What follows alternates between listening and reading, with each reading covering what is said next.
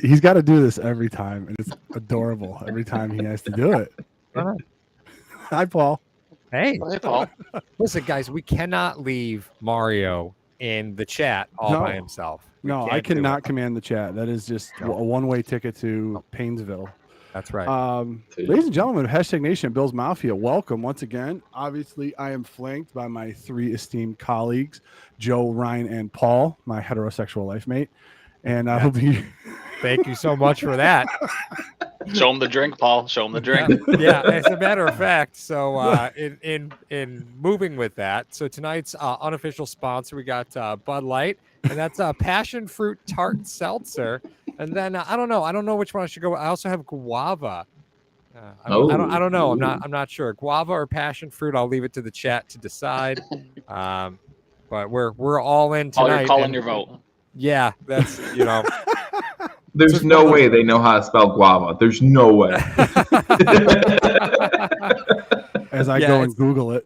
Right. I'd say tonight I'm all in, but it's one of those things like a little dicey of a term to be using when you're drinking Bud Light seltzers.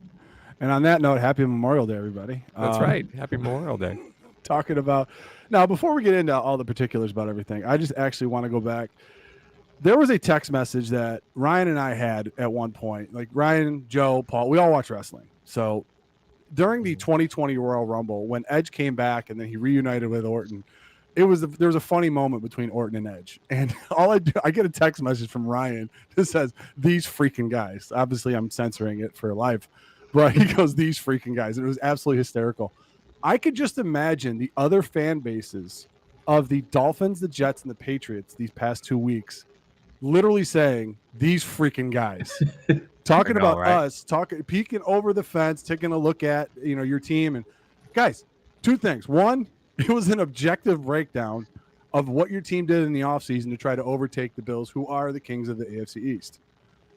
It wasn't anything more than that. So all of this stuff that you're throwing at us in the comment section, Paul literally is laughing at you guys. Oh yeah, it's so funny. It's so funny. There are two people that really like the comments that you guys that really like hashtag sports. I mean, it's hashtag Nation and your mom. So make sure that when you make those comments, just know who actually really likes hashtag sports. I just want to let you guys know that.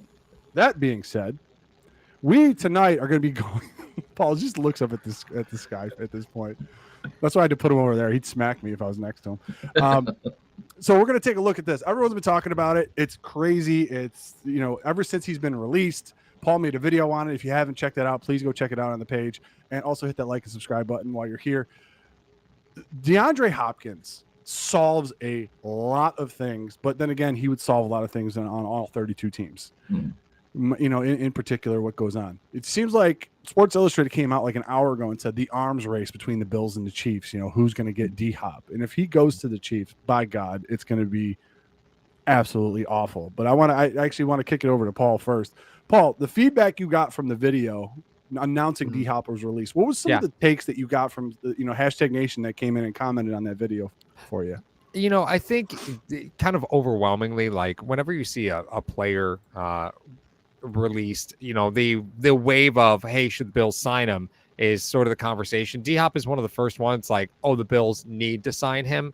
And as a Bills fan, the pretty much the consensus among everybody was, I'm glad to see that we can even talk about this as an option, right? 5 years ago, this wouldn't have been an option. 6, 8, 10 years ago, this wouldn't have been an option. And that's very true, right? It's very true.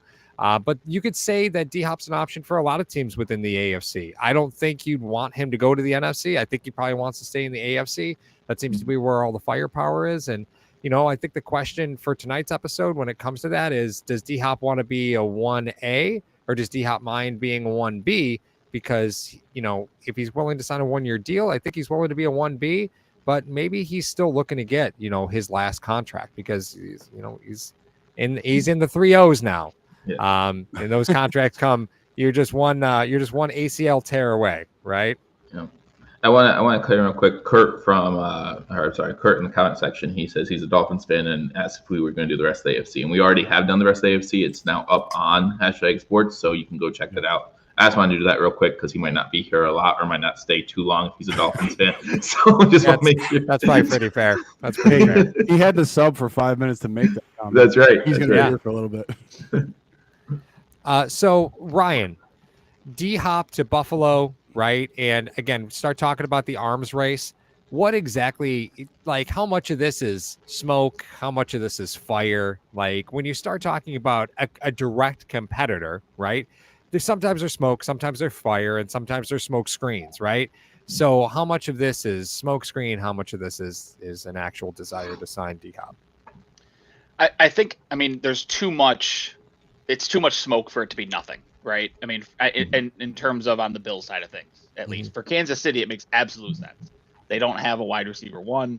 You know, they're rolling right now. I think Sky Moore might be wide receiver one for them, which is, you know, a problem if you're Kansas City, whether you want to admit it or not. Travis Kelce's a year older.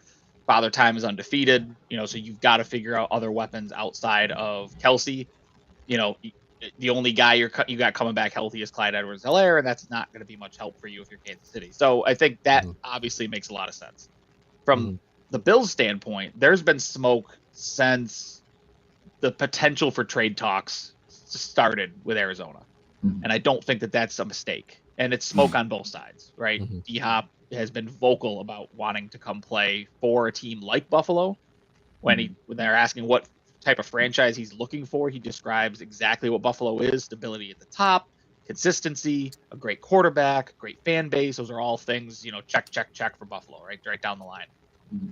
Again, doesn't hurt that he's names Allen as one of the quarterbacks, one of the 5 quarterbacks he wants to play with, right? So I think there's a lot of, if there's smoke in this instance, there has to be fire, because you don't tend to get smoke from Buffalo unless there's something that's actually there.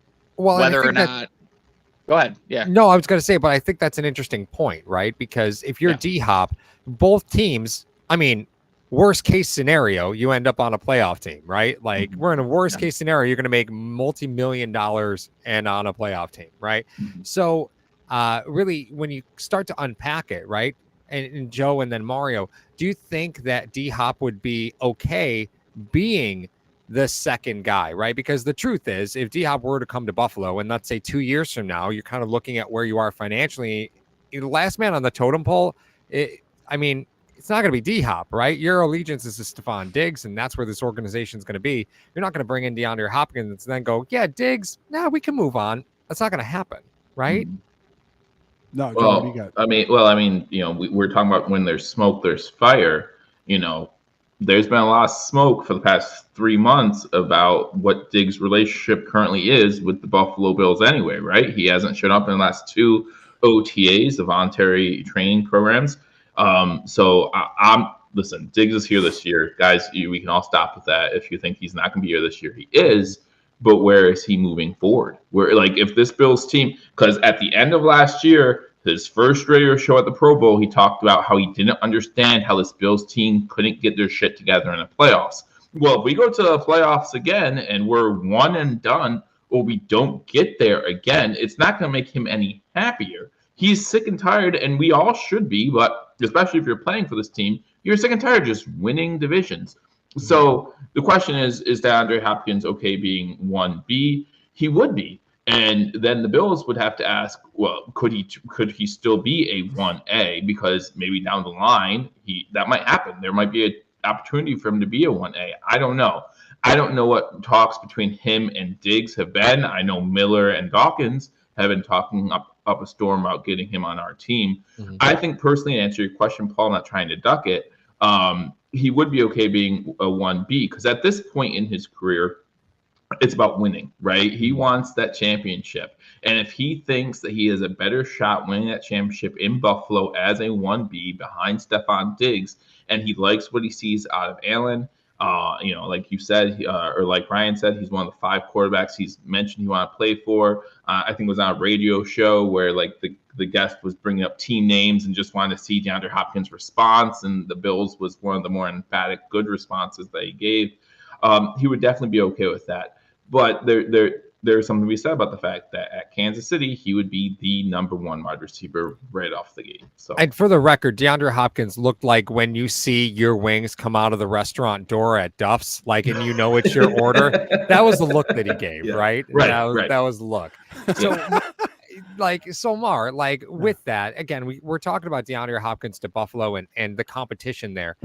If you're talking about Buffalo to Kansas City, there's no wrong answer here, right? So I think Buffalo offers you probably shorter term gain, whereas Kansas City, you're probably looking to leverage a little bit more long term, just given where they are, because they tried to bargain basement hunt for wide receivers. And let's be honest, I know how the season ended, but the truth is, it was still tough sledding for them at times. Yeah, I mean, when you talk about, Marquez Valdez-Scantling, Kadarius Toney, and Sky Moore are your top three receivers, and you went and took a receiver in the second round, not knowing that Hopkins, DHop would be there. That's one of those things that they're just trying to reload and because they think they're going to lose some of them guys. What I think the thing that you mentioned earlier, Paul, that I think nobody's talking about that is an excellent point. Does he want to be a 1A or 1B? And in there, you will have another contract. Does he want to have a long-term deal? Does he want a 3 or 4 year deal to end his career? Or does he want a 1 year deal? And then with that 1 year deal playing on a 1B, let's say he goes to the Bills. He's a 1B. He's 1 year deal.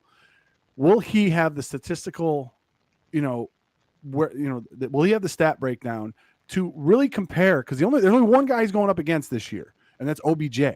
And I think I'm going to kick this over to Ryan when I'm done. OBJ kind of tilted the scales here in whether or not the Bills or the Chiefs can sign DeAndre Hopkins because of his 1 year, $15 million deal. I mean, let's put it. I'll just tell you guys this: the Baltimore Ravens are on the hook for OBJ next year, and he's not even on the team for $11 million. I don't think the Chiefs or the Bills want to sign up for that. I don't think they want to say, "Hey, cap's going to go up. That's what we're burning. We don't care. We don't want to do that." Bean has been very smart with contracts here and there, but you got to look at it from the other side of you. If he goes to Kansas City as a 1A, look who's throwing him the ball. Then the pressure then gets ramped up because then he has no excuse but to put up 120 catches and like 15 touchdowns. And if he doesn't, they're like, all right, wait, what do we do here? Like, what? We gave this guy a 3-4 year deal. We put 3 voidable years on it to try to spread out the cap. What are we doing? So it really comes up to, you got two teams that are on the verge of going to the Super Bowl. Obviously one that just won the Super Bowl. Where would he like to end up, and what role would he like to play? Would he like to, at this point in his career, have a little pressure off of him at 30? Because I'll tell you what, if he comes to the Bills, both Diggs and DHop get better. I think if he goes there. If he goes to the Chiefs, he's obviously going to have a very successful season, but I don't think, statistically, he'll have a more successful season if he goes to the Chiefs, but I don't think the grind will be, I think the grind will be less in Buffalo. But Ryan, what do you think about the OBJ deal, and does that play a factor in what is going on with DHop right now with these teams? I mean, the only parallel that you can draw between the two of them is they're the same age, right? They came out there, DHop came out in 2013, so they're, Beckham missed his entire 30th year season last year. Beckham has a ton to prove, right? I mean, he's still in a point of, can he be healthy for an entire season? Because it's been since 2019 that we've seen him play an entire season, which, whereas Hopkins doesn't have that problem, right? I mean, Hopkins is, aside from his suspension that he had to serve, he's been pretty consistent for the most part. Last year, I think you kind of throw out the games that he missed because it's like an ow, my leg hurts, but it's more you hurt, you were injured kind of thing. And it's a lot harder to go to work when your team sucks, right? That's, be honest with that. It's a lot harder. And there was talk about that, Ryan, that they kept him away from the team at the end of the season, right? Yeah, there was a lot of rumor. That report came out the other day that there was a lot of animosity that he missed those last 2 games specifically, and then it was, well, the team told him to stay away. So there was a lot that went into that. But at the end of the day, I mean, he comes in averaging, career average of 13 yards a catch. He hasn't had a single full season under 1,000 yards since he entered the NFL.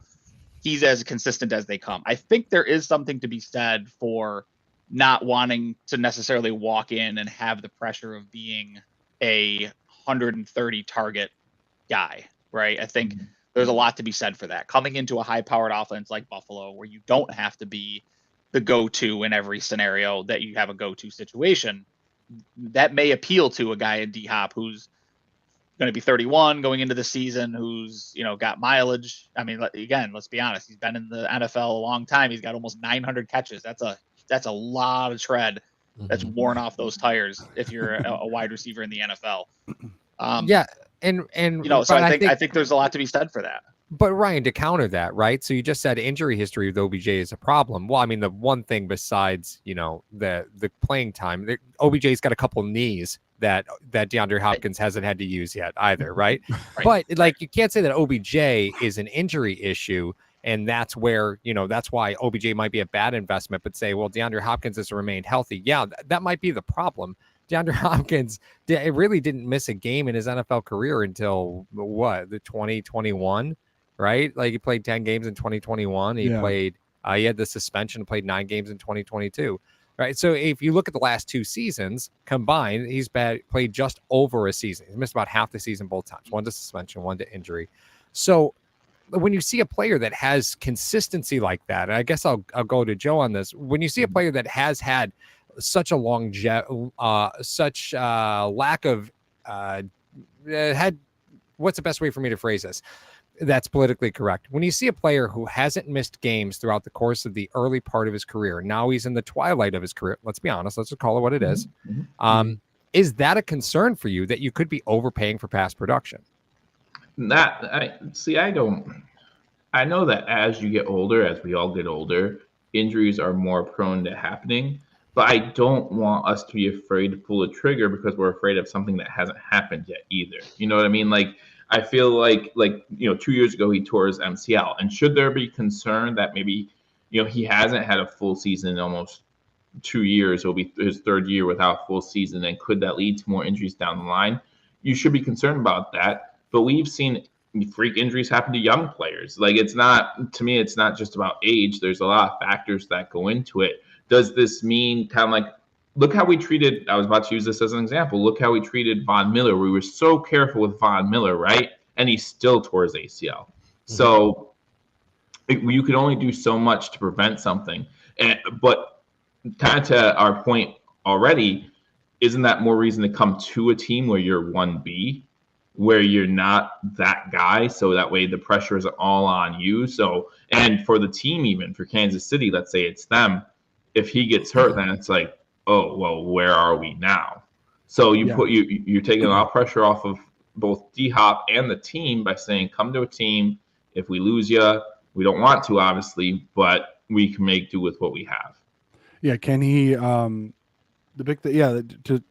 couple your point, Joe. Von Miller obviously has a connection with DHop. We saw the pictures of everything, working out and stuff like that. Von Miller, I think what was attractive to Von Miller to the Buffalo Bills was because they had that rotational front. He wasn't going to be playing any more than 60% of the snaps. Now, maybe if he's in his ear, he could say to DHop, listen, dude, you've had injuries over your career. The last 2 years, like Paul said, he hasn't even played a full season in the last 2 years because of suspension and injury. He's 30 years old. Dude, this will prolong your career coming here. Like, you won't have all the pressure to carry the receiving core on your back. You're going to have a guy on the other side of you that's just as talented, just as good.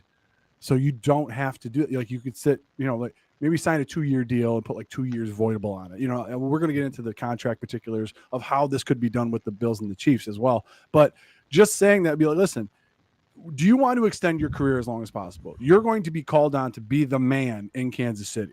And you have to produce with Patrick Mahomes. If you're not able to produce with Patrick Mahomes, then they're going to start comparing you to these other guys that are in the NFL right now. If you come to Buffalo, A, the load isn't as great, and B, you can prolong and still play in the game if you wanted to past the amount of years that you would play if you went to Kansas City. Now, the question is, I'll start with Ryan, then go to Paul, and then clean up with Joe. What can be done financially for the Buffalo Bills and the Kansas City Chiefs? I mean, I'll look up the Chiefs right now. How are they going to be able to sign him? Like, would you go more 1-year deal and void out a couple of years, not as much as OBJ's, or would you try to sign him to like a 3-year deal and then put voidable years on top of that? Because at that point, if you get DHop, you're in Super Bowl contention immediately. Mm-hmm. So what do you think about the finances for it, Ryan? I mean, you've got to. it's interesting, right? Because you've got to meet DHop where he wants to be, right? If you're sold on, we need to add this guy to our team, we've got a couple of different options. It takes two to get a contract signed, right? And that's the harsh reality of this is if Hopkins wants a 1-year prove it deal to go play for a Super Bowl contender and then he's going to cash in one last time before his career is over, you've got to figure out a way to do a 1-year deal, whether that's a 1 year with some voidable years to it and some, incentives not to be earned, things like that to kind of make it a little bit better and put some money in his pocket up front. If he's saying, listen, this is, ostensibly my last opportunity to cash in, so I want you to give me the largest deal you can offer me, then that turns into a multi-year deal with voidable years on the back end of it that you can get out from under. You can restructure, next year if you need to create some additional cap space. But the reality of it is when a guy like DHop hits the market, and it was the same thing that happened with Von Miller, they are much more in the driver's seat than maybe teams or even certainly fans want to admit. Like, this is not a Buffalo is going to flop an offer in front of Hopkins and he's going to sign on the dotted line, right? There's going to be give and take. There's going to be some concessions. There's going to be, like you said, Mario, maybe there's snap count considerations. Maybe there's some, there's things that he wants to talk about. How am I going to fit into the team? All of that's going to come into play. And at the end of the day, if you're Brandon Beane, this is one of those opportunities where you don't get to be the contract gangster that you tend to be when you get some of these other guys that are a little bit more desperate for jobs, right? Hopkins he can go say, listen, I'm going to go to Kansas City unless you give me X. And if that's the case, you give him X and you figure out a way to make it work and you figure out a way to get him on this team. This is what Brandon Beane does. This is his job, right? Is to add talent to a roster. This is an opportunity to add massive talent. He did it last year with Von Miller. He's got an opportunity to do it this year. If he does it, you take away a weapon from a top tier rival that you've got to get past, the dragon you've got to slay at the end of the season. And you put yourself probably in terms of the AFC back in the driver's seat where there's a little bit of distance between you and the teams behind you that you had last season that you don't now have this year. I think some teams have caught up and Buffalo's still at the top front of the pack. But you can put some distance for those teams that are behind you if you add a guy like DeAndre Hopkins to go opposite Stephon Diggs in a Josh Allen run offense. So all that to be said, you do what you need to do, and Hopkins is going to dictate what that looks like if you're Buffalo. Yeah, Paul, while you're doing this, I wanted to share the contracts that we could probably restructure. The Bills could probably restructure to open up some space. So, yeah, go ahead. Sorry. So the Bills are in a weird spot, right? Because if you take a look at what their quote-unquote top 51 salaries are, and if you're using SpotTrack, if you're using overthecap.com, whatever tool you're using to look at the salary cap, they're all going to start at the top 51 contracts. But you have to understand that that's kind of old stuff, right? So previously in previous seasons, top 51 contracts ultimately made up the salary cap. But in 2023, that's actually not the way that it's going to go once you get into the regular season. So while a lot of teams are basing what their salary cap space is based off of the top 51, once you get to the regular season, that number is going to move. And here's how it's going to move. First off, it'll be 53 players on the roster. All of them will count towards the salary cap. That is different than previous seasons. All players on IR will continue to count against the salary cap. Players on PUP will continue to count against the salary cap. Plus, all players on your practice squad will count against your salary cap. So there used to be a time where it was just a selection of the rostered players, and like the practice squad didn't count against your salary cap. The players on PUP didn't count against your salary cap, or you got a credit for them in one form or another. Those days are gone.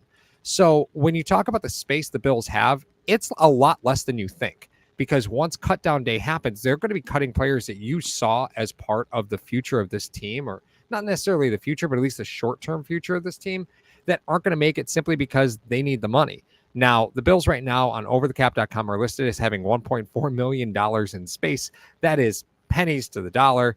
And it's just simply not enough to be able to make DHop an offer. Now, if you want to start talking about what Buffalo could do, I think Buffalo is looking at a shorter term deal, because you could take a shorter term deal, lengthen it out with a bunch of void years. I've seen, people stating that, unlikely to be earned bonuses could be included in that contract. To explain what that is an incentive in a contract that the player wouldn't have hit the previous season. So like if you want to put in there 100 catches, right, or 80 catches even for DeAndre Hopkins, if he didn't hit that statistical milestone last year, then it's assumed he won't hit it this year. So let's say they offer him $1 million for every 10 catches over 80. Yep. Okay, let's just say that's the number, right? That's not going to count against the salary cap because it's unlikely to be earned. So if he were to hit that and start earning that incentive, that starts tolling against next year's salary cap. Whereas if he was getting a bonus at 50 catches, that would be figured into the salary cap because in the previous seasons, in the last year specifically, he had more than 50 catches. So it's just assumed he would earn that. That would be coupled into the salary cap. So the numbers that you see are not the numbers you're going to get once the season starts. And players like, what's a good example? Like AJ Epinesa, right? Like you may say, oh, well, they had to give up on him. Well, they might need $1.4 million in space. You're going to need that Reggie money Gilliam, because Saran Neal, like those names Exactly. are out there, right? Like Right, those guys and- that you could see on the team. You could very well make a case that $1.5 million is worth more. Right. And right now, your bottom player counting against the top 51 is Tommy Doyle at $1.01 million. If you're Buffalo, you got to get players making 700, 800,000 to be figuring into that salary cap space in your top 50 somewhere, right? Like you're not going to be a successful team and be able to go out and get players of any premium when you're paying everybody at least $1 million. Like it's just the NFL is just not built that way anymore. You got to find those contracts that are 750,000, 800,000, those rookie deals counting against your salary cap. And Buffalo's going to be a spot where the 16 player practice squad, PUP, IR, the entire 53-man roster, they all have to count against the salary cap, but they're just not counting right now. Yeah, and one of the things, I mean, these guys, Paul's talking about, trimming some of the guys that are down that have, $1 million, $2 million here. Once you end up trimming some of them guys, that starts to add up for you in order as far as cap space, and the dead cap that you have on those guys isn't as big as well. But if we wanted to look at some of the bigger fish that we have, guys, this is Deion Dawkins' contract currently. I mean, it's interesting too. The two names that keep coming up that a lot of people keep talking about with contracts and what could you redo and what could you trim basically are Deion Dawkins and Trey White. We're going to look at both of them. So if you take a look at this one, obviously what you want to do is with some of these contracts, if you want to try to do this as an exercise yourself, what you want to do is look for ones that have big base salaries and ones that don't really have a lot of prorated bonus, which is your second column here that we have. So in the base salary for 2023 and 2024 for Deion Dawkins, he already has 2 voided years built into his contract at 31 and 32. His contract obviously, expires. He's not going to be part of the Bills after age 30 unless they choose to extend him. But you got 8.8 in 2023 and 9.3 in 2024 with a $5 million prorated bonus. In order to open up some cap space for yourself, what you do is you convert that base salary to the bonus, and then you prorate it over the rest of the deal. So basically, as far as Deion Dawkins goes, you have 4 more years really of his contract that you could kind of like hide money in, but you're going to end up paying for it down the line eventually. What happens is the player gets that money immediately in their bank account as a bonus. They don't have to play the whole season in order to get the base salary. So you convert the base to bonus and prorate it over the last 4 years. As far as Deion Dawkins is concerned, he has 2 voidable years built in. You could do that both with his 2023 and 2024 year. Obviously, you do 2024 next year. But the point is, you'd be able to open up some space, maybe $4 or $5 million if you chose to, on Deion Dawkins' contract. And the other one here that we have, Tre'Davious White, it's another deal that's coming up. He'll be 30 when his is up. And there's no voidable years obviously built into his, but he has 8.6, 8.3, and then 10.45 with no voidable years built on. Obviously, he has 6, 6, and 4 in his bonus, which seem kind of high. Yeah, Rick, I'm sorry, it's a mathing. But the point is this. There is money to be found in these contracts if the Buffalo Bills and the Kansas City Chiefs want to sign DeAndre Hopkins and they feel he's a valuable piece to their franchise and to their team. Obviously, we're talking about a 1-year fix-it deal. You could probably open up maybe $8-9 million if you decided to restructure Tre'Davious White and Deion Dawkins in the same. So that being said, guys, of those 2 guys, which one would you more likely want to restructure, or is that even an option that the Bills are exploring at this moment? Like, Ryan, is that an option that the Bills are looking at right now to try to restructure some of them top-heavy contracts?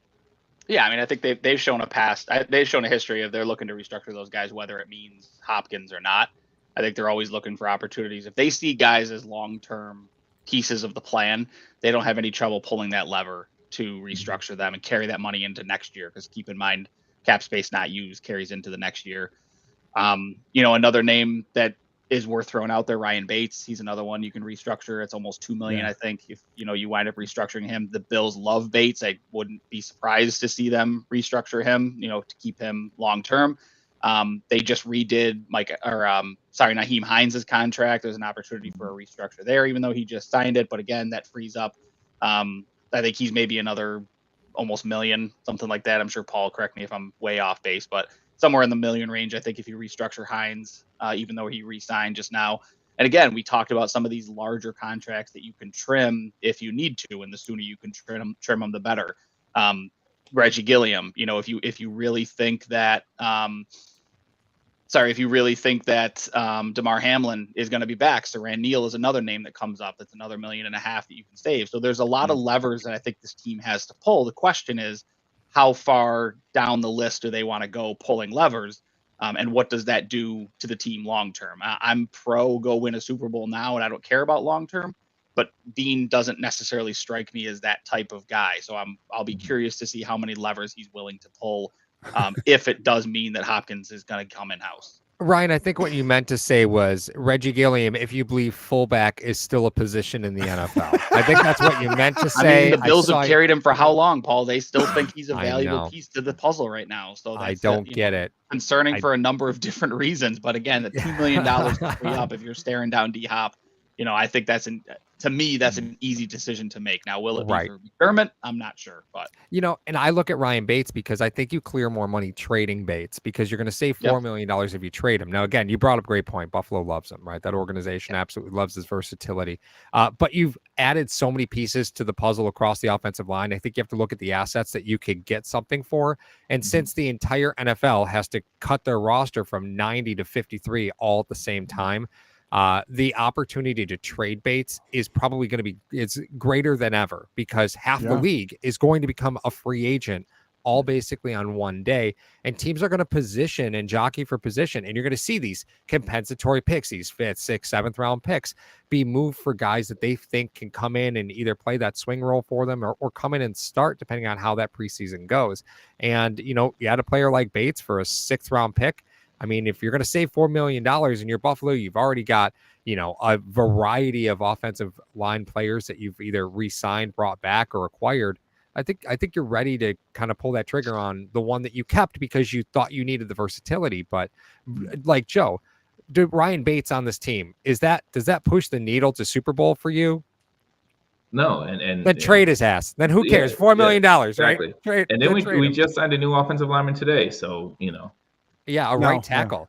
Yeah. I mean, and Edwards makes Bates more expendable than he's been in the past. I think for sure. The addition of Torrance, then you add Edwards. I think Bates is at his most vulnerable in terms of a roster spot. But again, McDermott gets his guys, man, and he's gonna run them until somebody takes the toy away, and that's eventually what Beane had to do with Cody Ford. He eventually had to just take the toy away from him and got him to stop trying to fit the guy in. So. Yeah, I mean, I agree, Paul. I think there is more value in trading him, and especially with that, obviously June 1st becomes a moot point on Wednesday. So, it's all post June 1 as of that point. And that's a $4 million savings for Bates if you can get rid of him then. So, and that's not a bad contract. I'm sure there are teams out there that would be willing to take that on for a guy that they believe in. So, that makes sense too. I think they could go either way. And I think the thing that's working in the Bills' favor, as opposed to previous years, is that the Buffalo Bills have been very successful over the past 4 or 5 years. So that being said, there's eyes on that team. So if you're the backup swing guy on a team that's winning 10, 11 games every year, you may want to be a starter somewhere. That's what you can do. Even though the line has been a little bit troubling the last few years, that's one thing that you could do. You could trade Bates out of it and get value for him. And the thing is, though, I think Beane's propensity to want to have insurance policies may be the deciding factor in this whole decision. In the fact that he always loves having a guy behind a guy that he could trust to put in there if the guy in front of him goes down. Or something happens, they play like crap or whatever. But you can't play that way. Why doesn't he treat Diggs that way? Right. Put DHop in there, sign him, free up some cap space. You got to have to do maybe go some voidable years. Not like I said, not the OBJ contract. Please, guys, no. Bean, do not do that. But yeah, I mean, and for what it's worth, all of these conversations that we're having about Buffalo, anyone who is doing this for the Chiefs is doing the exact same thing because they've got less cap space. And if you look at their over the cap, they have fewer levers to pull. They don't have a ton of guys that they can restructure. They've got Kelsey that frees up like $7 million. Beyond that, like Chris Jones can't restructure him. Mahomes, he's not ready to be restructured yet because you don't want to push that money out any further. I mean, from there, it's like MVS. Do they really want to restructure a guy like MVS? Bring in DeAndre Hopkins? Chris Jones has 19.5 as his base salary. Isn't that disgusting? Yeah, and he's got a $7 million bonus. So, I mean, if they want, he's not even eligible for a restructure. I think they just restructured him maybe last year or something along those lines. So, 22, yep. And then they've got maybe Justin Reed, but that's a short list when you compare Buffalo. I would make the argument that I think they're not nearly as deep as Buffalo. So I don't know how many of their top 51 they've got that are cut candidates as well. So, again, this is all relative to what it is. So if ultimately Hopkins comes down and says, listen, it's going to be between Buffalo and Kansas City, who can offer me the most money? Buffalo may win that competition just by the fact that they've done a better job of structuring their contracts and they've got more levers to pull. Kansas City, they may not be able to come up with the upfront money. They may have to go, listen, you would be 1, 2, and 3 options behind Kelsey. Whereas Buffalo, you're going to be 1 behind Diggs. It's kind of, they don't really have a lot to offer other than we've got rings. The other guys don't. Come play for us and go win another one. Yeah. Well, so let's pause real quick because the chat seems to be under the impression that we should be cutting Mitch Morris to save a post June 1st cut to save, I think 8.6, 8.3. Sorry, 8.3 if you cut Mitch Morris post June 1st. So, guys, real quick, do we see that as a possibility? No, not at all. I think Mitch Morris's effect on Josh Allen has been vastly not understood, but vastly underappreciated by the fan base. I think that the fact that Allen has come as far as he has, I think you can draw a direct correlation between 2 guys. 1 is Stephon Diggs, and 2 is Mitch Morris. Because Morris makes it so that Allen doesn't have to do as many calls at the line. He doesn't have to shift protections as much as he has. By and large, Morris tells him where to shift protections, and Allen makes those adjustments. So, the idea of getting rid of Morse in a, let's call this what it is, between Dorsey and McDermott and Bean and Allen, this is a do or die season entering for Buffalo. And I think the idea of getting rid of Morse, I don't see the value in that, for 1, and 2, I don't see that that's something that McDermott would, or Allen, either one, I don't think would go. And listen, Buffalo went out and signed 34-year-old Matt Barkley to be the backup because Allen likes it, right? So they're not going to go to Allen and go, hey, we want to get rid of Morris because it might result in DHop. Allen's going to go find another way to go. Hey, you can have a emergency quarterback on your game day roster. Like you can have 3 now, and it doesn't count towards the roster limit. You get just as much money extending Daquan Jones an extra year. You turn his void year into a real year. You push another voided year to the backside of that. You get just as money extending, Daquan Jones. I think you're probably more comfortable doing that than you would be to cut Mitch Morris, in my personal opinion. Yeah, I mean, I could see them. I could see them getting creative and maybe even extending Morris with some void years on the back end to create some additional cap space as well. I think there's other things that are on the table. I think. Are you the one with the concussion history there, Ryan? Like, let's extend Mitch. No, but hey, knowing his concussion history, you may extend him, knowing that he's probably going to retire before there's any risk of that contract coming back to bite you. But I mean, all that to say, I think there's a lot of options that they have with Morris ahead of cutting him. I think that's going to be an absolute last resort. Absolutely. And some of those contracts that you're talking about with Morris and Jones, I mean, I think both those guys are 32 at this moment. So extending guys that are 29, 30, that makes sense. You know what I mean? And maybe building in some voidable years for that. But guys that are like 30, 32, 33, you're like, do we really, would it easier for just let him to play out his deal and see what happens? But yeah, Morris, I don't think is a guy that you can mess around with as far as with that offensive line, especially with Torrance coming into play right next to him. That's a guy you need. Yeah, and there was a great point made in the chat too, that you finally feel comfortable with this offensive line that you're putting in front of Josh Allen for arguably the first time in his career. And the first thing that people want to do is get rid of the center, the heart and soul of what that offensive line is going to look like. It's not a Bills move, in my opinion, especially the way that they've run this organization. Prisoner of the moment, Ryan. A lot of these Bills fans, as we know, they're prisoner of the moment. Yeah, I mean, they're looking at the opportunity to go get a shiny new toy, and it's like, well, where can I find the money? Morse is a big contract. It's easy to get rid of that and say, well, we've got guys behind him. How big of an impact is he really? There's always money in the banana stand, but that doesn't mean that you have to necessarily, get rid of the largest bunch of bananas out of the gate, right? Thank you so much for making an Arrested Development reference. I feel seen. Thank you very much. And Vindicated. I think when you say you refer to DeAndre Hopkins as a shiny new toy, DeAndre Hopkins is a Facebook Marketplace PlayStation 4. So let's just be real about where we are. He's a last generation console. Still works. That still works. They're still releasing games for it. Yep. You How probably dare you? What? I'm just saying, right? You just got to be this is a buyer beware situation, right? It's a buyer beware. I understand that. I understand. And you know what? The Savannah Bananas. You don't even know how DHop would translate into this offense and what he would do, because you know what though, you have a lot of guys now coming onto this team in this offense that have more experience in NFL offenses than your offensive coordinator. That to me is still the big deal. I mean, how much are you trying to camouflage Ken Dorsey in this? I know everyone's trying to talk about, you get DHop and it solves a lot of problems for you. Yes, it does. And financially, you're going to try to make that work. And shame on you, Ryan, for not noting the fact that the Chiefs could easily just cut Chris Jones and save $21 million and then get DHop. Yeah. How dare you? Yeah, that's an option that I'm sure they're exploring after they already lost their other pass rushers this offseason. Yeah, they started this year with literally no tackles, right? And it still went fine, right? It still went fine. And Hopkins is a guy. Hopkins is like Diggs, right? Where when you go out and get him, you don't worry necessarily about how he's going to fit into the offense. You go get him, and he'll make it. He's been a veteran. He's been around the block. He's played for how many offensive coordinators? Been productive year in, year out, time after time. You go get him between Allen, Diggs, and Hopkins.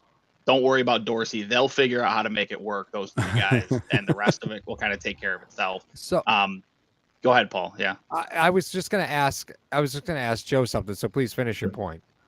No, I was just going to say, I want to, at some point before we finish this, I want to talk about if they sign Hopkins, who's on the hotter seat between Dorsey, McDermott, and Bean for it to work out. That's an interesting. We can talk about that later. I think that's probably a good question. I don't know if that's another episode though, Mark. Like, maybe. Just percolate on that one a little bit. I'm full of them, man. I'm not doing anything. All right, that's fine. So Joe, the last, and I can't believe I'm going to use this term to describe this player, but here we are. The last physical specimen they had at wide receiver was Kelvin Benjamin. Yeah. Right. Yeah. So Buffalo had definitely had a type, right? And they went out and got Kelvin Benjamin, and obviously that absolutely exploded, right? And not only did he explode, that concept exploded. Kelvin Benjamin was basically a tight end at that point. All right. Enough of the fat shaming, Paul. I'm not saying that. He wasn't in the best of shape when he got as a fellow human who enjoys food. Enough of the fat shaming. And Ryan at one point was a physical specimen, I'm sure. Absolutely. So that Buffalo definitely had a type, and that type early in Josh's career was small, undersized guys, right? Which for a guy that came out of college with accuracy issues, not exactly what you think would work, right? It's not exactly the recipe for success. But either way, they've kind of moved towards understanding that size is a factor, right? And catch radius is a factor, especially when you're downfield. Catch radius matters, right? And I think they're just now catching up to that. That's why you see the shorter draft. It seems to make sense. They want a mix of small, speedy guys, and anybody who's 6 foot they're just not really interested in unless your name's Stephon Diggs, right? For the most part. So does the profile of DHop fit this team because it's something they've lacked, or is it something that they've avoided because they really don't need it? Well, I think if you look at a tape back from the Cardinals-Bills game a few years back, DHop can show you what someone with good hands and length can do for a team. So I'm sure Poyer and Trey White are quick to show that film, be like, this is why we need this guy, because we don't matter anymore. I think that's very important, and I think this team is catching on to that. We talked at an earlier episode about how the Bills have 3 rookies at 6'4" at wide receiver. I mean, we don't know if any of them are going to pan out or anything like that, but obviously they went size, and so I think that they are realizing that size does matter, and that family show, Joe. I am with Ryan. I'm willing to not necessarily sell the farm, but sell a whole lot of it for that Super Bowl ring. So we'll see what they do. But I think that getting DHop does solve a lot of problems. And again, and we can talk about who is more on the hot seat, but I think they can live with Ken Dorsey just trying to figure things out as the season goes along, and Allen and Diggs and all the other veterans they have on that team saying, this is what we'll do for now. And, you talk about backyard ball, how Allen likes to play backyard ball. It's a lot easier to play backyard ball when you have a guy like DHop in there. So, yeah, if they do end up signing DHop, I really hope they don't send Poyer, Hyde, and White to go pick him up at the airport, because they'll miss him again. Whoops. So, gentlemen, to Ryan's point, do we want to do an episode of that, boys? I think we should. Yeah, I think we should. So we're gonna end this one on a cliffhanger for Hashtag Nation. I love it. Yeah, let's do it. Why not? Let's do it. All right, so Hashtag Nation, make sure that you hit up all of our socials: TikTok, Twitter, Instagram, and Facebook. Tonight's show is sponsored by Mr. Rogers Homes in association with Crier.co. All the episodes will be going to iTunes and Spotify. For Paul, Ryan, and Joe, I'm Mario. This is Hashtag Sports. We're out of here. Hello, fellow Bills fans. Sean Rogers, realtor and lead of the Mr. Rogers Homes team. Did you know that real estate is one of the best ways to build wealth, and right now is one of the best times to own an investment property in Arizona? Please reach out to me. I'd be more than happy to answer any of your questions so we can take the next step to your financial freedom here in the Valley of the Sun, utilizing real estate. As always, God bless America, and go Buffalo!